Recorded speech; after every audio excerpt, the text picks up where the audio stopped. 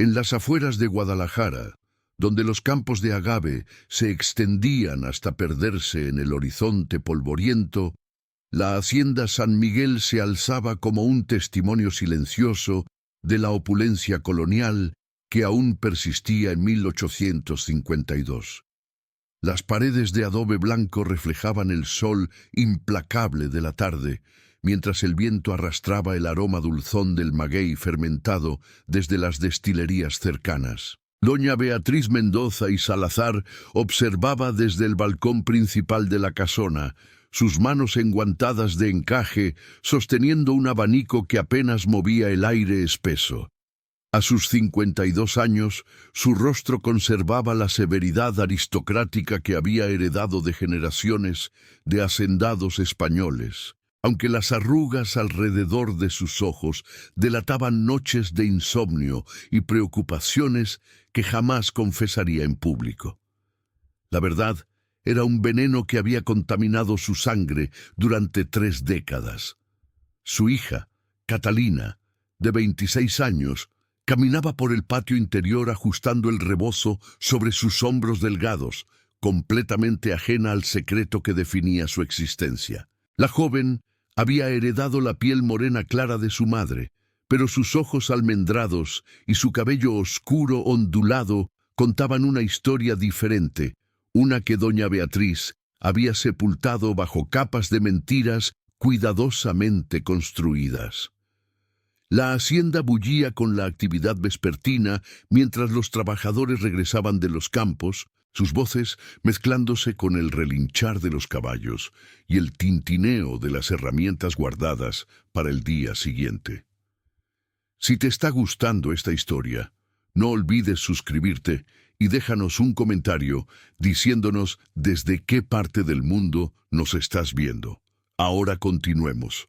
Don Rafael Mendoza había muerto 5 años atrás, llevándose consigo la ilusión de que Catalina era su hija legítima. Durante su lecho de muerte, había sostenido la mano de la joven y le había suplicado que mantuviera el honor de la familia, que encontrara un esposo digno de su apellido. Pero la enfermedad que lo consumió no fue tan cruel como la verdad que doña Beatriz guardaba. Catalina era hija de Sebastián, un hombre que había llegado a la hacienda 27 años atrás como esclavo fugitivo, huyendo de las plantaciones del sur, donde las condiciones eran aún más brutales que en México, donde la esclavitud había sido oficialmente abolida, pero persistía en formas veladas y oscuras. Sebastián había tenido la piel oscura como la noche sin luna, los músculos marcados por años de trabajo forzado y unos ojos que brillaban con una inteligencia que ninguna cadena había podido apagar. Don Rafael lo había encontrado medio muerto junto al camino real que conectaba Guadalajara con Tepic, con marcas de látigo en la espalda y los pies ensangrentados. Por razones que nunca explicó completamente, quizás un momento de compasión cristiana, o simplemente la necesidad de mano de obra, lo había llevado a San Miguel y lo había empleado en las caballerizas, donde su habilidad natural con los animales pronto lo convirtió en indispensable. Doña Beatriz recordaba perfectamente la primera vez que vio a Sebastián. Era 1825. Ella tenía 25 años y llevaba 3 de matrimonio con don Rafael, un hombre 20 años mayor que ella, elegido por su padre para consolidar las propiedades familiares. El matrimonio había sido correcto pero frío, una transacción más que una unión de corazones. Don Rafael pasaba semanas enteras en la Ciudad de México atendiendo negocios, dejándola sola en la vastedad de la hacienda con solo los sirvientes y su aburrimiento como compañía. Cuando Sebastián llegó, algo cambió en el aire sofocante de San Miguel. Al principio fueron solo miradas fugaces. Ella desde el balcón, mientras él domaba un caballo rebelde en el corral, sus movimientos fluidos y seguros. Él desde el patio mientras ella cruzaba hacia la capilla familiar, su vestido de seda susurrando contra las piedras del camino. Luego vinieron las conversaciones casuales, cuando ella bajaba a revisar las provisiones y él estaba reparando las sillas de montar en el cobertizo adyacente. Sebastián hablaba poco, pero cuando lo hacía, sus palabras llevaban el peso de experiencias que ella apenas podía imaginar. Le contó sobre las plantaciones de Cuba, sobre cómo había aprendido a leer en secreto gracias a un capataz que veía algo más que un animal de carga en él, sobre su escape en un barco mercante y los meses vagando por las costas mexicanas, buscando un lugar donde ser algo más que una propiedad. Doña Beatriz se encontró fascinada por ese hombre que había conocido sufrimientos que ella, en su jaula dorada, nunca experimentaría. Había algo magnético en su dignidad inquebrantable, en la forma en que se negaba a agachar la cabeza, incluso cuando otros trabajadores lo miraban con desconfianza por su piel oscura y su acento extranjero. Las conversaciones se volvieron más largas, más íntimas. Ella comenzó a inventar excusas para bajar a las caballerizas, revisar el progreso del potro nuevo, asegurarse de que el caballo de don Rafael estuviera bien alimentado, inspeccionar las reparaciones del techo del granero. Una noche de agosto, cuando la tormenta tropical azotaba la región con furia inusitada y don Rafael estaba de viaje en Zacatecas cerrando un negocio de minas de plata, doña Beatriz había bajado a comprobar que todos los animales estuvieran seguros. Encontró a Sebastián calmando a una yegua asustada por los truenos, su voz grave cantando una melodía que sonaba a África mezclada con el Caribe. Cuando sus ojos se encontraron bajo la luz parpadeante de los relámpagos, algo se rompió dentro de ella. Todas las reglas sociales, todas las convenciones que habían definido su existencia se disolvieron como sal en agua. Lo que sucedió esa noche y en las semanas siguientes fue un acto de rebelión silenciosa contra una vida que nunca había elegido. Por primera vez, doña Beatriz se sintió vista, no como una propiedad o un símbolo de estatus, sino como una mujer con deseos y voluntad propia.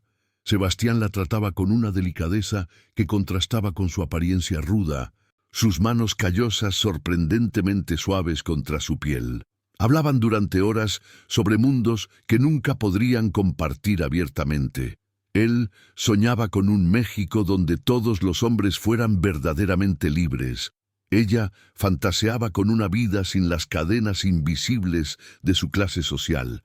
Pero los sueños tienen fecha de caducidad en un mundo construido sobre jerarquías inflexibles. Cuando doña Beatriz descubrió que estaba embarazada, el pánico la consumió.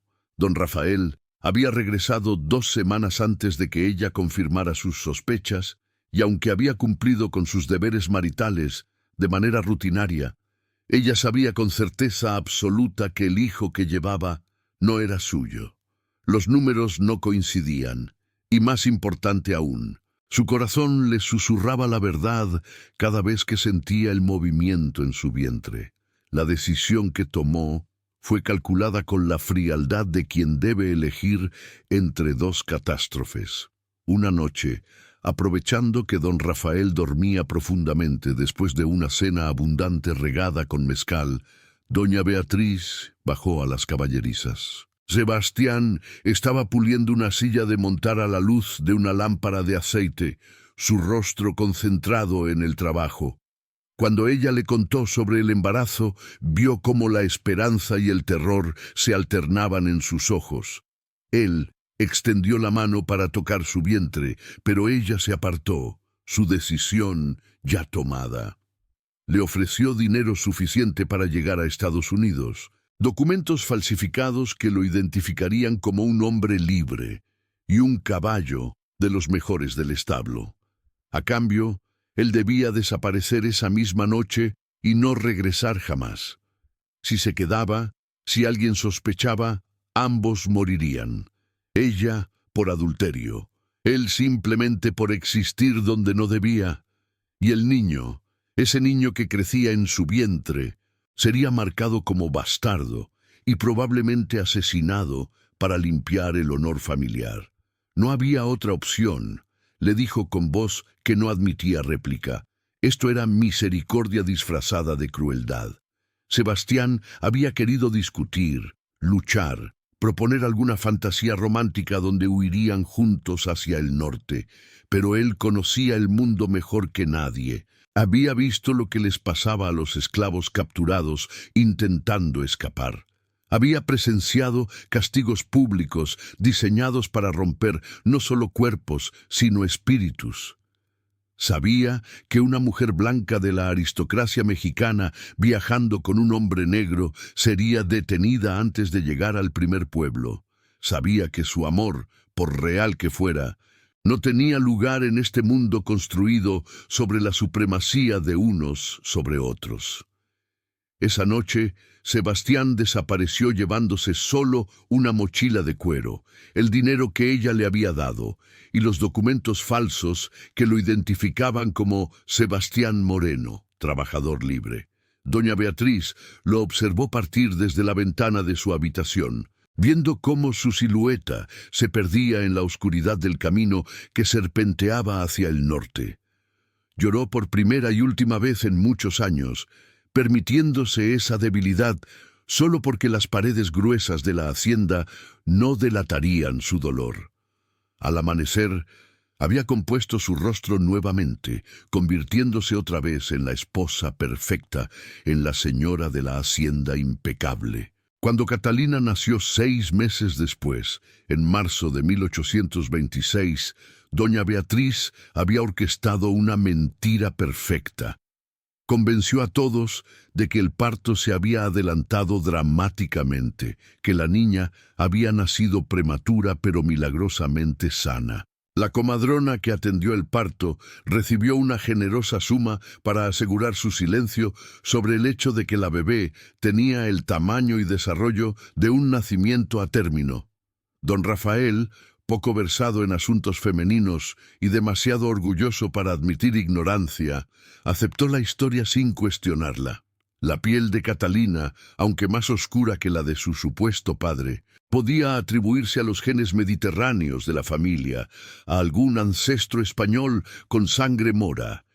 Durante 26 años, doña Beatriz mantuvo la farsa con precisión militar.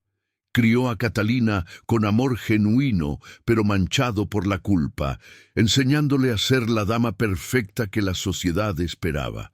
La joven aprendió a bordar, a tocar el piano, a recitar poesía francesa, a administrar una casa con eficiencia.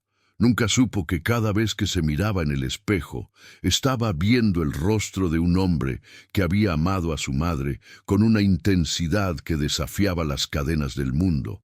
Un hombre cuyo paradero era un misterio que doña Beatriz no se atrevía a investigar por miedo a destapar la verdad. Pero los secretos son como semillas enterradas en tierra fértil. Eventualmente germinan y brotan hacia la luz, sin importar cuánto esfuerzo se haga por mantenerlos ocultos. La tarde del 12 de diciembre de 1852, mientras Guadalajara celebraba el Día de la Virgen de Guadalupe, con procesiones y música que se colaba hasta San Miguel, un hombre llegó a la hacienda montado en un caballo gris que cojeaba visiblemente. Los trabajadores lo recibieron con la hospitalidad típica de la región, ofreciéndole agua fresca del pozo y un lugar donde su caballo pudiera descansar. El hombre era alto, de complexión fuerte, a pesar de que los años habían pintado canas en su cabello y barba. Vestía ropas simples pero limpias y hablaba español con un acento que mezclaba el Caribe con algo norteamericano. Doña Beatriz estaba supervisando la preparación de tamales para la celebración cuando uno de los mozos vino a informarle sobre el visitante. Algo en la descripción, la forma en que el mozo mencionó los ojos inteligentes, la voz profunda, hizo que su corazón se detuviera por un latido. Bajó al patio principal con pasos que intentaban parecer casuales, aunque sus manos temblaban bajo los guantes de seda. Cuando vio a Sebastián, después de 27 años, casi dejó caer el rosario que llevaba colgado en la cintura. Él había envejecido, las líneas de su rostro más profundas, pero seguía siendo inconfundiblemente el hombre que había conocido. Sus ojos se encontraron a través del patio, y en ese momento silencioso se comunicaron décadas de ausencia, de preguntas sin responder, de un amor que nunca había muerto realmente, sino solo se había congelado en el tiempo. Sebastián pidió hablar con la señora de la hacienda en privado. «Asunto de importancia», dijo con voz respetuosa pero firme. Los sirvientes miraron a doña Beatriz, esperando instrucciones. Ella, armándose de la compostura que había perfeccionado durante años, asintió y lo condujo hacia el estudio que don Rafael había usado para sus negocios, un espacio que ahora ella utilizaba para administrar la hacienda. Cerró la puerta detrás de ellos con manos que no conseguían mantenerse firmes. Antes de que pudiera hablar, Sebastián se quitó el sombrero y la miró con una mezcla de ternura y determinación que le heló la sangre. Le contó que había logrado llegar a California, que había trabajado en los campos de oro durante la fiebre del 49, que había ahorrado cada moneda con disciplina férrea. Había comprado su libertad oficialmente, con documentos legales. Había aprendido a leer y escribir con fluidez. Había construido una vida modesta pero digna en Sacramento. Pero nunca había podido olvidarla, ni olvidar al hijo que sabía que había dejado atrás. Doña Beatriz sintió que el suelo se abría bajo sus pies. Le explicó, con voz apenas audible, que había sido una hija, que Catalina había crecido como una Mendoza, que nadie sabía la verdad y nadie podía saberla jamás. Le suplicó que se fuera, que respetara el acuerdo que habían hecho casi 3 décadas atrás. Pero Sebastián negó con la cabeza lentamente, sus ojos brillando con una determinación que ella reconocía demasiado bien. Él había venido no a destruir su vida, le aseguró, sino a conocer a su hija. Había esperado todos estos años, respetando su decisión, construyendo algo propio para poder mirarla a los ojos como un hombre libre y no como un fugitivo. Ahora que México había abolido completamente la esclavitud y que él tenía documentos que probaban su estatus, quería al menos una oportunidad de ver a la joven que llevaba su sangre, aunque fuera desde la distancia. No pediría reconocimiento, no causaría escándalo, solo quería saber quién era ella, qué tipo de mujer se había convertido. La conversación fue interrumpida por un golpe suave en la puerta. Catalina entró sin esperar respuesta, como solía hacer, sosteniendo un libro de poesía que quería mostrarle a su madre. Se detuvo en seco al ver al extraño en la habitación, sus ojos curiosos viajando del rostro de su madre al del visitante. Doña Beatriz sintió que el mundo se ralentizaba, en cada segundo, expandiéndose en una eternidad de terror anticipado. Catalina saludó cortésmente al extraño y preguntó si interrumpía algo importante. Sebastián la observaba con una intensidad que cualquier persona atenta habría notado. Sus ojos recorriendo cada detalle del rostro de la joven, como si quisiera memorizar cada línea, cada expresión. Cuando ella sonrió educadamente, él vio su propia sonrisa reflejada en esos labios, la misma inclinación de la cabeza que había sido suya toda su vida. Doña Beatriz, actuando con la rapidez de quien ha mentido durante décadas, presentó a Sebastián como un antiguo trabajador de la hacienda que había regresado a visitar después de muchos años en el norte. Catalina, criada para ser amable con todos, independientemente de su posición social, ofreció mostrarle los cambios que se habían hecho en San Miguel desde su partida. Antes de que doña Beatriz pudiera inventar una excusa, Sebastián aceptó la oferta con una reverencia que ocultaba la emoción que amenazaba con desbordarse. Durante las siguientes horas, doña Beatriz observó desde las ventanas de la casona cómo su hija y el padre que nunca conoció caminaban por los jardines de la hacienda. Catalina hablaba animadamente, mostrándole los rosales que ella misma había plantado. el viejo nogal donde le gustaba leer durante las tardes, la fuente de piedra que habían restaurado el año anterior. Sebastián escuchaba con atención absoluta, ocasionalmente haciendo preguntas que revelaban un interés genuino en cada palabra que ella decía. Cuando regresaron a la casa principal, el sol ya se ocultaba detrás de las montañas distantes, pintando el cielo de naranjas y púrpuras intensos. Catalina invitó a Sebastián a quedarse para la cena de celebración, insistiendo con la hospitalidad natural que caracterizaba su carácter. Doña Beatriz no podía negarse sin levantar sospechas, así que asintió con una sonrisa tensa, mientras internamente calculaba los riesgos de cada momento adicional que ese hombre pasara cerca de su hija.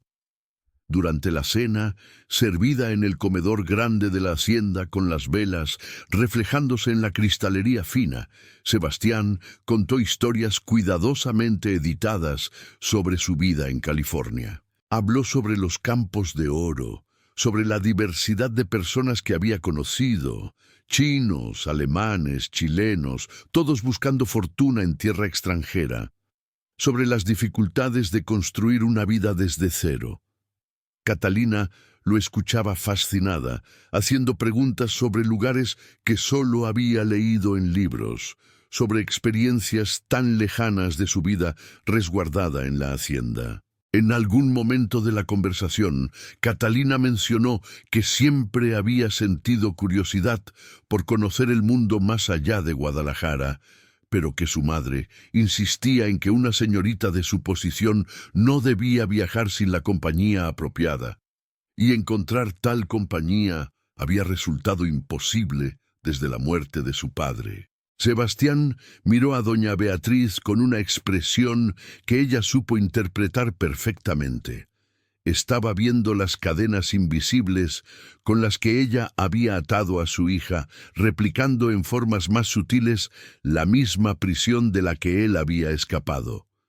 Después de la cena, cuando Catalina se retiró a sus habitaciones siguiendo las convenciones sociales que dictaban que las mujeres no debían quedarse en compañía masculina hasta tarde, doña Beatriz y Sebastián volvieron a encontrarse en el estudio. Esta vez, la conversación fue más directa, sin pretensiones de cortesía social. Él le dijo que no podía simplemente regresar a California y olvidar lo que había visto. Una joven inteligente, curiosa, llena de vida, atrapada en una jaula de oro que su madre había construido cuidadosamente. Doña Beatriz defendió sus decisiones con la vehemencia de quien ha vivido atormentada por ellas. Le explicó que había protegido a Catalina de un mundo que la habría destruido si conociera la verdad, que cada restricción, cada límite que había impuesto, era para salvaguardar a su hija de un escándalo que arruinaría no solo su reputación, sino potencialmente su vida. En la sociedad de Guadalajara de 1852, ser identificada como hija de un antiguo esclavo sería peor que ser identificada como bastarda. Sería una mancha imborrable que ningún matrimonio, ninguna dote, ninguna conexión familiar podría limpiar. Sebastián escuchó todo esto y luego habló con la calma de quien ha tenido 27 años para pensar sobre estas cuestiones. Le dijo que entendía sus razones, pero que entender no significaba estar de acuerdo. Le planteó una pregunta que cortó como cuchillo: ¿a quién estaba protegiendo realmente, a Catalina o a su propia reputación? ¿Cuánto de las restricciones impuestas a la joven era necesidad práctica y cuánto era el miedo de doña Beatriz a que alguien mirara demasiado de cerca y viera la verdad escrita en los rasgos de su hija? La acusación golpeó a doña Beatriz con fuerza de huracán porque tocaba una verdad que ella había evitado confrontar durante décadas. Había convencido a Catalina de que el mundo exterior era peligroso, que mantener las apariencias era esencial, que cuestionar las normas sociales era el camino hacia la ruina.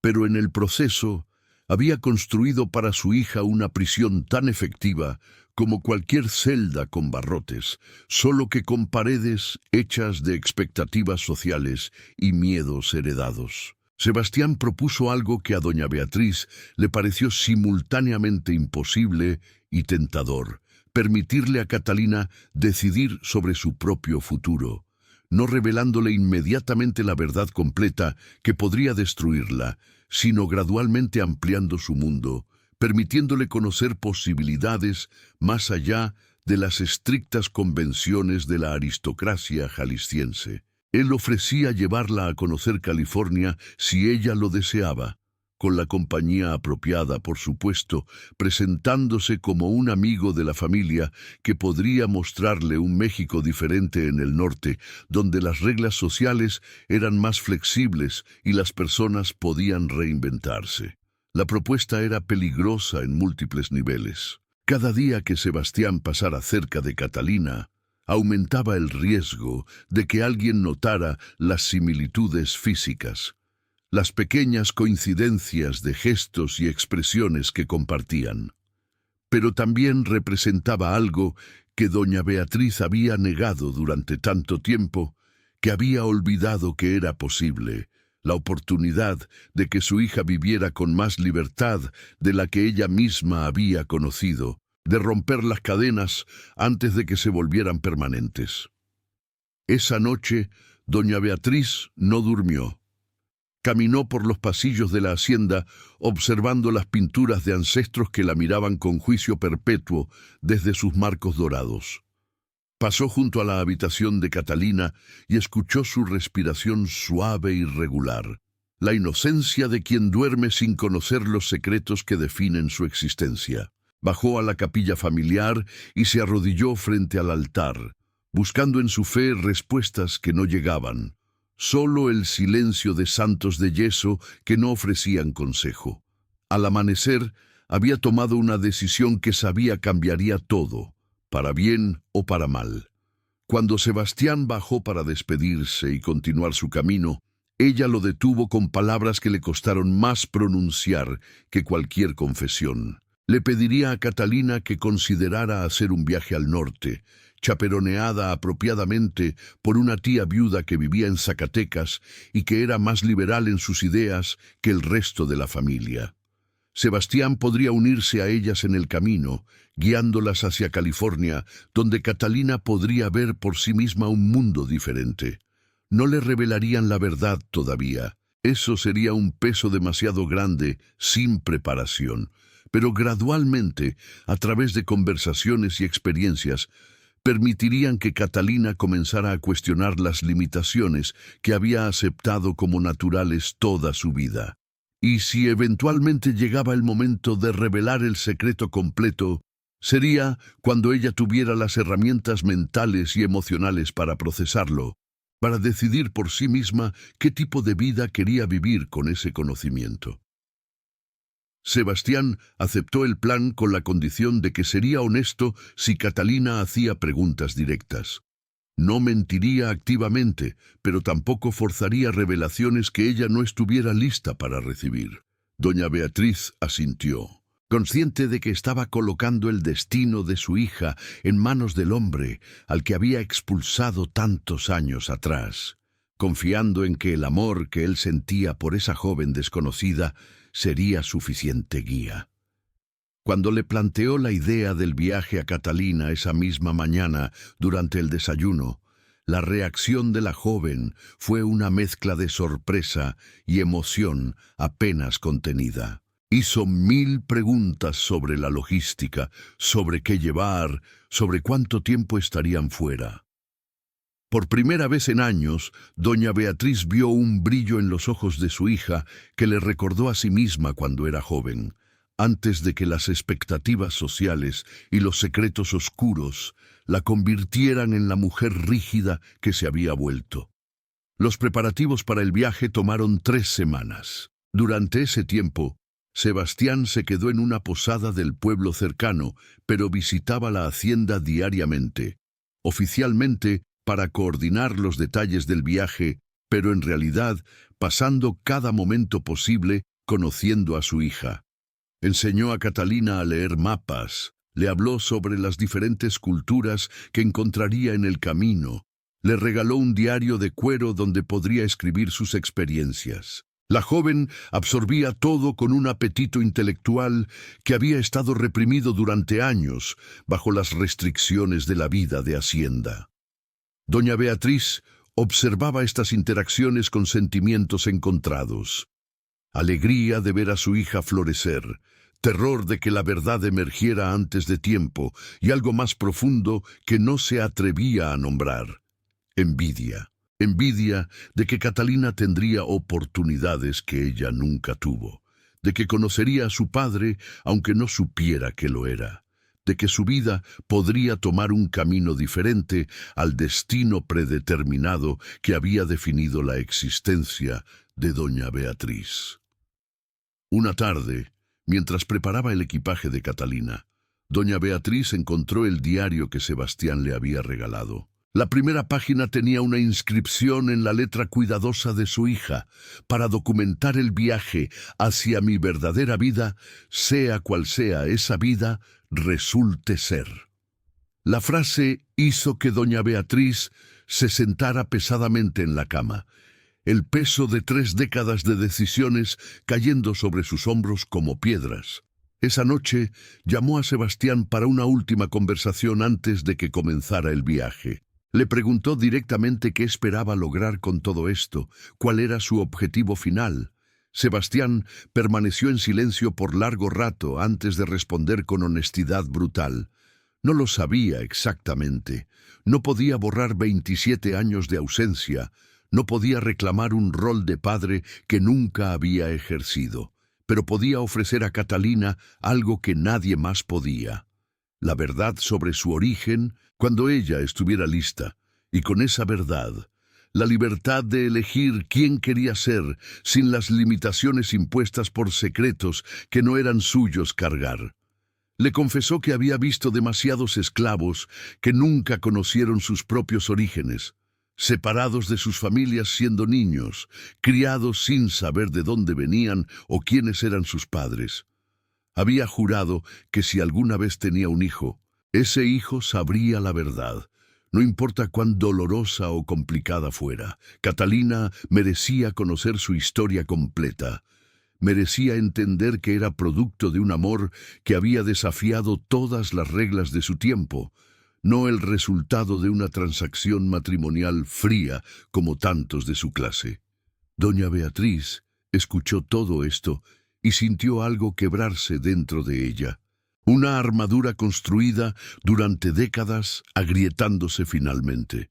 Le preguntó a Sebastián si alguna vez le había perdonado por haberlo expulsado, por haberle negado a su hija todos estos años.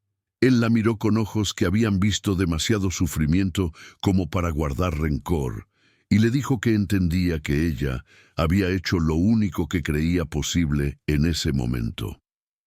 No le correspondía a él juzgarla, pero sí correspondía a ambos asegurarse de que Catalina no quedara atrapada en las mismas cadenas, solo que doradas y más sutiles. El día de la partida amaneció con un cielo despejado que prometía buen clima para viajar. La tía Refugio llegó desde Zacatecas montada en una carroza cómoda, una mujer de 60 años con espíritu jovial, que había enviudado joven y había dedicado su vida a causas progresistas que escandalizaban a la familia. Era perfecta para el rol de chaperona, porque entendía implícitamente que algunas reglas existían para ser cuestionadas.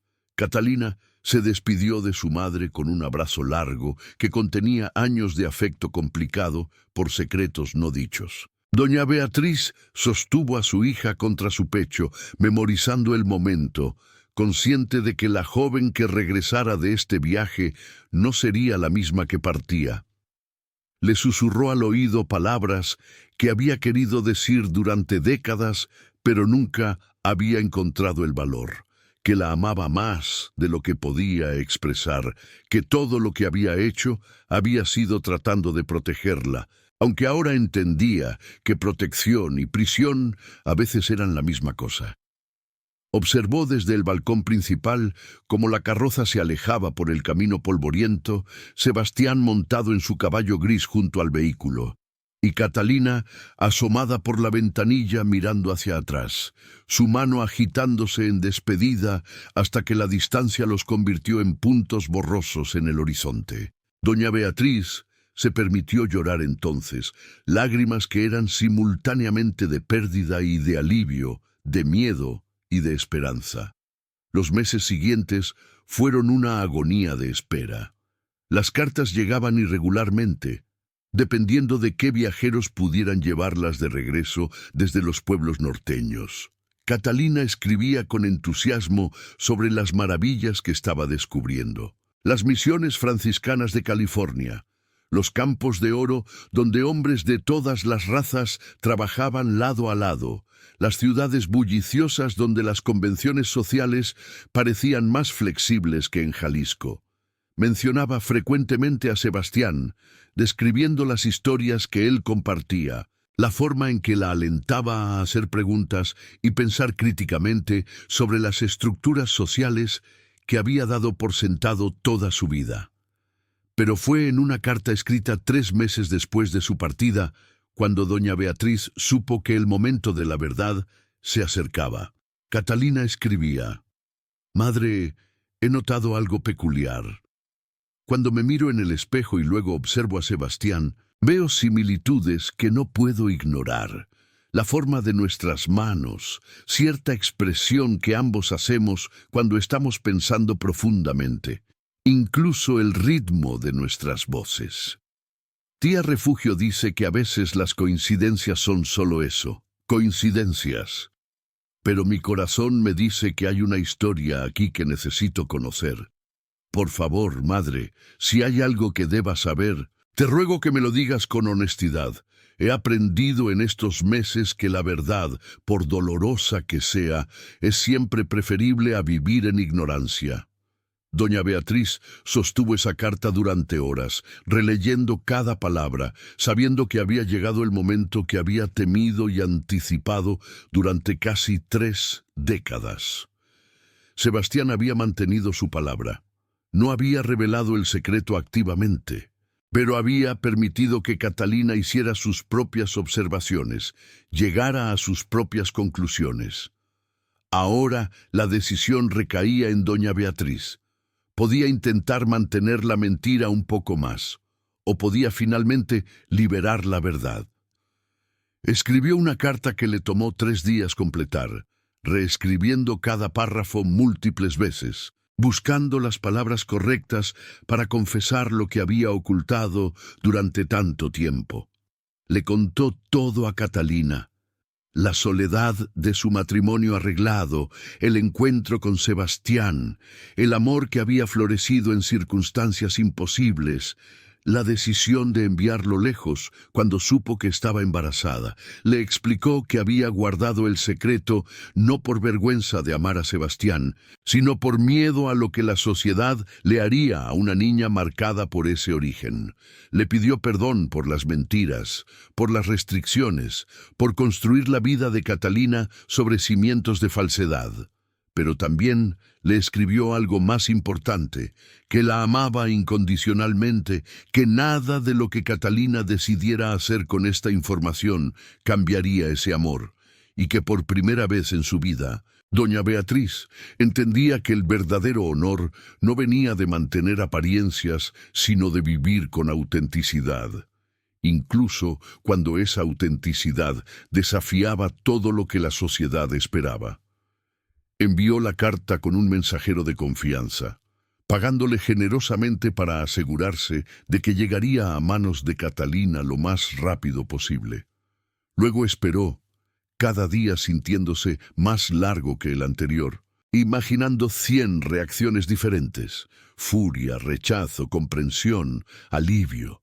No sabía qué esperar de una hija a quien había criado para seguir reglas que ella misma había roto en secreto. La respuesta llegó 6 semanas después, tiempo durante el cual doña Beatriz apenas durmió o comió, consumida por la ansiedad de no saber. Cuando finalmente tuvo la carta de Catalina en sus manos, Sus dedos temblaban tanto que apenas podía romper el sello de cera. Catalina escribía con una madurez que revelaba cuánto había crecido durante esos meses lejos de casa. Madre, recibí tu carta y he pasado días procesando cada palabra. No voy a mentir y decir que no me dolió descubrir que mi vida entera ha estado construida sobre un secreto. Me dolió imaginar tu soledad, tu miedo, las decisiones imposibles que tuviste que tomar. Pero también entiendo ahora muchas cosas que nunca tuvieron sentido antes. Tus restricciones, tus miedos, la forma en que siempre parecías estar protegiéndome de algo que yo no podía ver. La carta continuaba.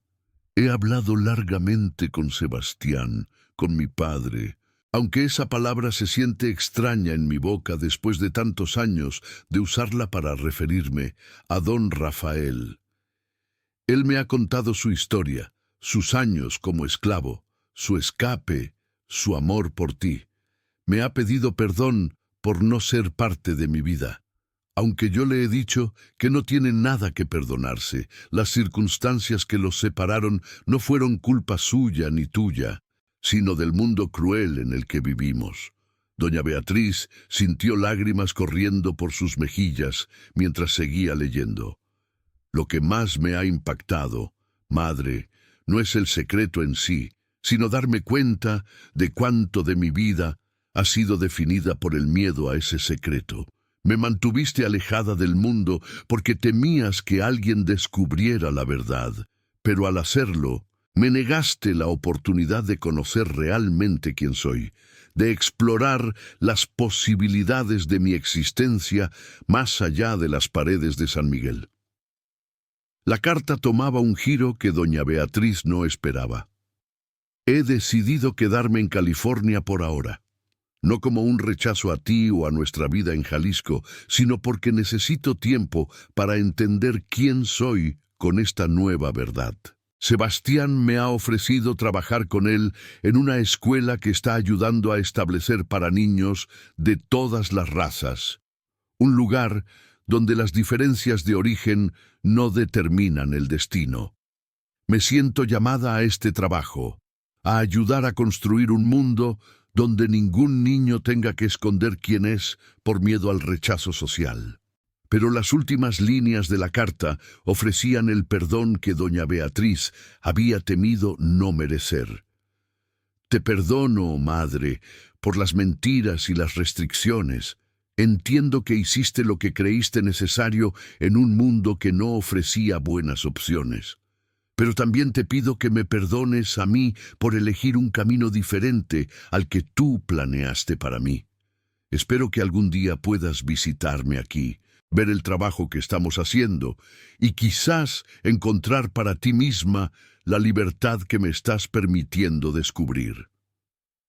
La carta concluía con palabras que doña Beatriz sabía que recordaría el resto de su vida. No soy una vergüenza hereditaria, madre. Soy el producto del amor que desafió las cadenas de su tiempo, y en eso encuentro no vergüenza, sino orgullo. Orgullo de venir de dos personas que amaron lo suficientemente fuerte como para arriesgar todo, y que ahora me han dado la libertad de elegir mi propio camino. Tu hija, que te ama, Catalina. Doña Beatriz sostuvo la carta contra su pecho, sollozando con una mezcla de alivio y pérdida que era casi insoportable. Había pasado 27 años construyendo muros para proteger a su hija, solo para descubrir que esos muros también la habían aprisionado. Pero ahora, al derrumbarlos, había liberado no solo a Catalina, sino también a sí misma de la carga de mantener una mentira que había consumido décadas de su existencia. En los meses siguientes, doña Beatriz comenzó a hacer cambios en su propia vida. Empezó a cuestionar las convenciones sociales que había defendido tan rigurosamente y ver con ojos críticos las estructuras de poder que habían definido su mundo. Usó su posición en la sociedad jalisciense para abogar discretamente por reformas, apoyando escuelas que aceptaban niños sin importar su origen, empleando en la hacienda a personas que otros rechazaban por su raza o pasado. No fue fácil, y muchos, en su círculo social, la criticaron por volverse radical en su vejez. Algunos susurraban que la ausencia de su hija la había vuelto extraña, que el aislamiento en la hacienda le había afectado el juicio. Pero doña Beatriz había aprendido una lección crucial. La opinión de la sociedad era menos importante que vivir con integridad, y que el verdadero honor venía no de mantener secretos, sino de enfrentarlos. Un año después de enviar esa carta confesional, doña Beatriz hizo algo impensable. Cerró temporalmente San Miguel y viajó a California para visitar a su hija. El viaje fue largo y agotador para una mujer de su edad, pero cada milla recorrida la hacía sentir más ligera, como si estuviera dejando atrás no solo Jalisco, sino también las cadenas invisibles que la habían atado toda su vida. Cuando llegó a Sacramento y vio por primera vez a Catalina trabajando en la escuela que habían establecido, rodeada de niños de todas las razas, aprendiendo juntos, sintió algo que no había experimentado en décadas: esperanza pura. Su hija había tomado el dolor de su origen complicado y lo había transformado en propósito, usando su historia para ayudar a construir un mundo más justo.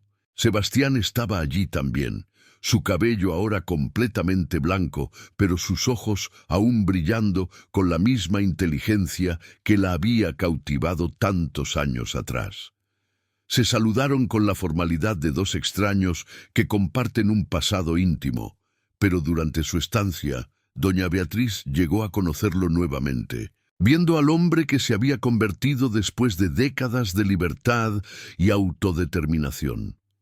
Una noche, los tres cenaron juntos en la modesta casa que Sebastián y Catalina compartían con otros maestros de la escuela.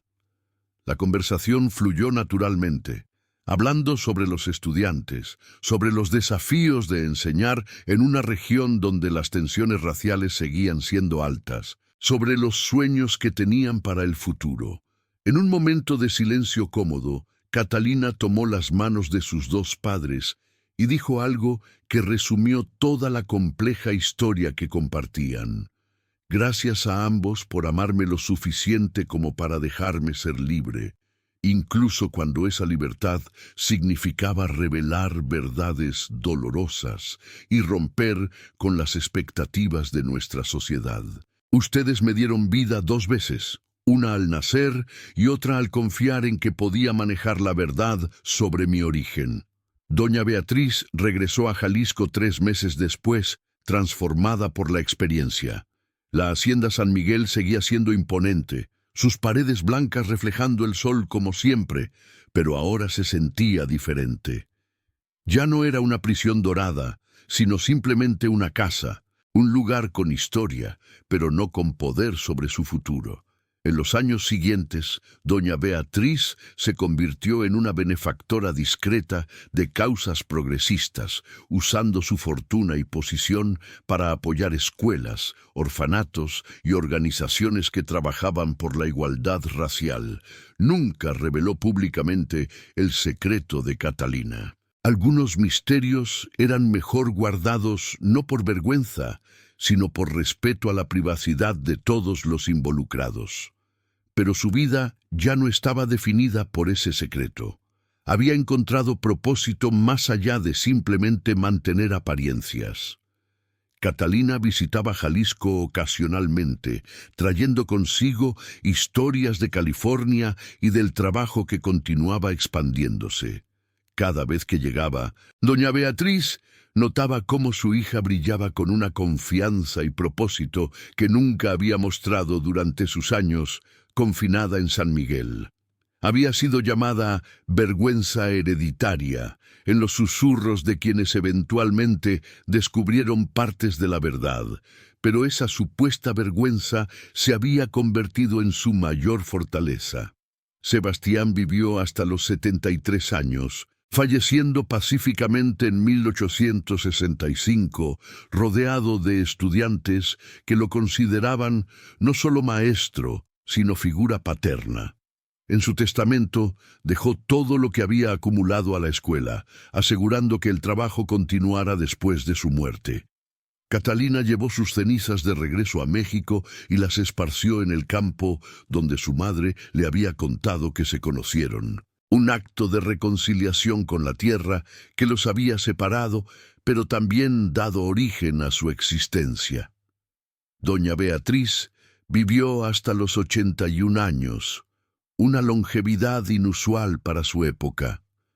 En sus últimos días, rodeada por Catalina y varios nietos que habían nacido de las uniones progresistas que su hija había fomentado, reflexionó sobre la vida extraordinaria que había vivido. Le confesó a Catalina que si pudiera volver atrás, habría tenido el valor de desafiar las convenciones sociales mucho antes, de luchar por un mundo donde su amor por Sebastián no hubiera tenido que esconderse en las sombras. Pero Catalina le recordó que el pasado no podía cambiarse, solo entenderse y aprenderse de él. Lo importante era que eventualmente doña Beatriz había encontrado el valor de romper las cadenas, aunque le tomara décadas hacerlo. Y en ese acto de valentía tardía había dado a su hija el regalo más valioso, la libertad de elegir su propio destino sin estar atada por los secretos y miedos de generaciones anteriores. Cuando doña Beatriz murió en el invierno de 1873, fue enterrada en el cementerio familiar de San Miguel con todos los honores que correspondían a su posición social. Pero en su testamento había dejado instrucciones específicas. Junto a su lápida debía plantarse un nogal, el mismo tipo de árbol bajo el cual Catalina solía leer de joven. En la base del árbol, una pequeña placa de bronce llevaba una inscripción que solo quienes conocían la historia completa podían apreciar verdaderamente. Aquí yace una mujer que aprendió, aunque tarde, que el amor desafía todas las cadenas.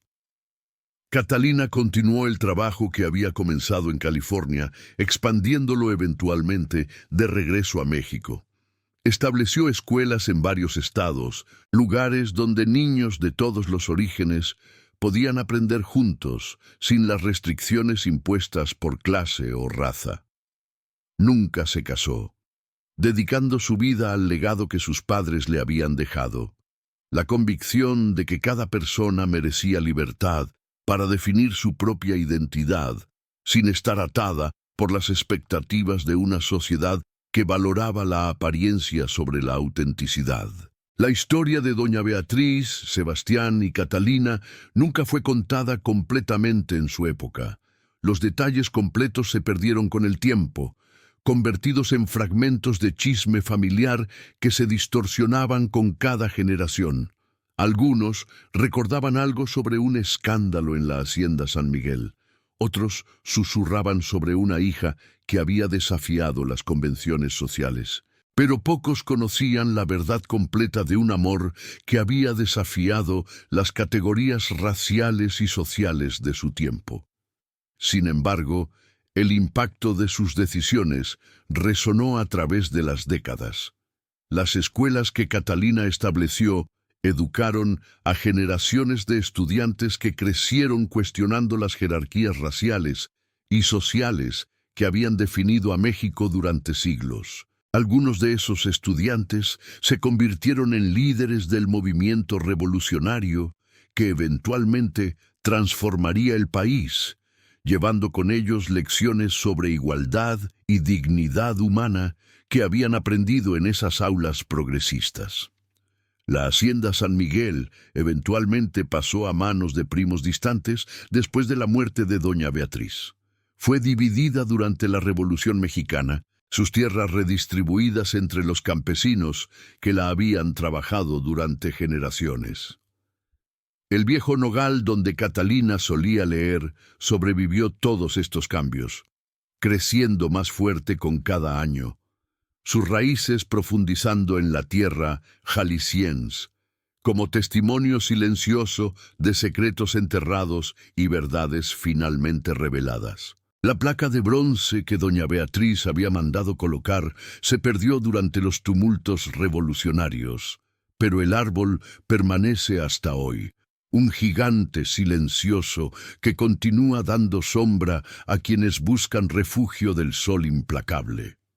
Los locales cuentan historias sobre el árbol, diciendo que fue plantado por una mujer que conoció tanto el peso de los secretos como la libertad de la verdad, aunque los detalles específicos se han perdido en las brumas del tiempo. En archivos polvorientos de Sacramento, California, aún existen registros de la escuela que Sebastián y Catalina fundaron. Documentos amarillentos muestran listas de estudiantes con apellidos de todas las procedencias imaginables: García junto a Wong, Rodríguez junto a O'Brien, Smith junto a Yamamoto. Fotografías borrosas de principios del siglo XX muestran grupos de niños de todas las razas posando juntos frente a un edificio modesto, sus sonrisas testificando un experimento social que desafiaba las normas segregacionistas de su época. Entre esos documentos hay una carta enmarcada, escrita en español con caligrafía elegante. Es la última carta que doña Beatriz escribió a su hija antes de morir, y Catalina la donó al archivo de la escuela como parte de su legado. La carta dice simplemente: «Hija mía, he vivido una vida dividida entre el miedo y el amor, entre las convenciones sociales y la verdad del corazón. Si algo he aprendido en estos 80 años es esto: las cadenas más fuertes no son las que se ven, sino las que construimos en nuestras propias mentes. Al liberarte a ti, finalmente me liberé a mí misma. Muero en paz, sabiendo que rompiste las cadenas que yo no tuve el valor de romper cuando era joven. Tu madre, que te ama eternamente, Beatriz». La historia de la vergüenza hereditaria finalmente se convirtió en una historia de redención y libertad. No porque borrara el dolor del pasado o negara las dificultades reales que enfrentaron, sino porque demostró que incluso las decisiones más dolorosas, los secretos más oscuros, pueden eventualmente transformarse en lecciones de valentía y autenticidad.